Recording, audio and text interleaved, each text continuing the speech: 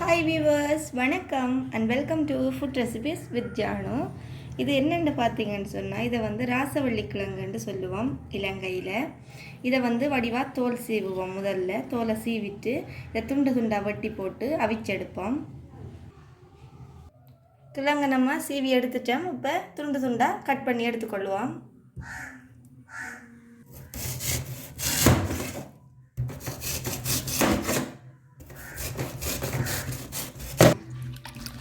இதை வடிவாக சுத்தமாக ஏற்கனவே நம்ம தோலை சீவின பிறகும் கழுவினேன்.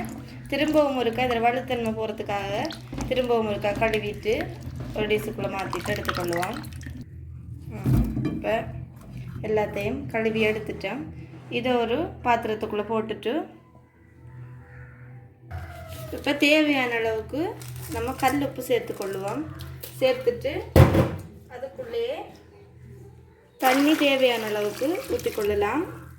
ஆகை கூடுதலாக தேவையில்லை. அதில் மட்டத்துக்கு இருக்கக்கூடிய மாதிரி தண்ணியை வச்சுட்டு நீங்கள் இப்போ அவிய விட்டுக்கொள்ளுங்க. இப்போ திறந்து பார்ப்போம். நல்லா சூப்பராக அவிஞ்சிட்டு நமக்கு இது இங்கே பாருங்கள்.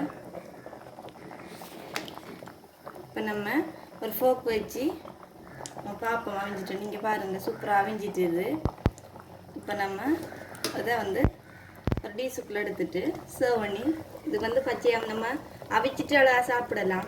இது வந்து பொங்கி சாப்பிடலாம். இது நிறைய டிஷ் செய்யலாம். புட்டு அவிக்கலாம். நிறைய சாப்பாடுகள் இந்த ராசவள்ளி கிழங்குல நம்ம செஞ்சு சாப்பிடலாம்.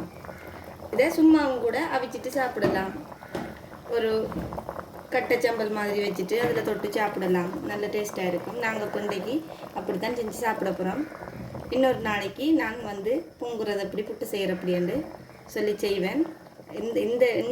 இன்றைய வீடியோ நாங்கள் வந்து சாப்பிட்ற வீடியோ தான். சும்மா அவிச்சிட்டு எல்லோரும் வீட்டில் ராசவள்ளி கிழங்கு கிடைச்சா செஞ்சு கொடுங்க. வீட்டில் இருக்கிறவங்களுக்கு உடம்புக்கும் நல்ல இது, எல்லாத்துக்குமே நல்லா ராசவள்ளி கிழங்கு சாப்பாட்டோட சேர்த்துக்கொள்ளுங்க.